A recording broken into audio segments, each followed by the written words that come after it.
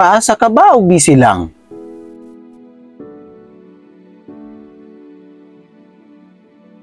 Alam nyo ba, yung kausap mong parang laging may pangako, laging on the way na ako, pero 10 years later, wala pa rin.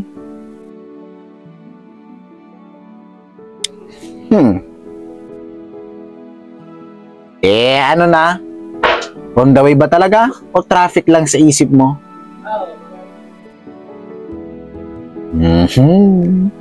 Parang goals natin sa buhay, di ba? Lagi nating sinasabi, sisimulan ko na bukas, pero tanong, bukas pa rin ba yung bukas na yan?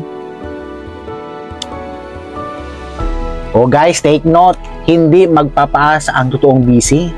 Pero yung laging may dahilan, malinaw, paasa yan. Kaya ikaw, ikaw, wag lang puro busy.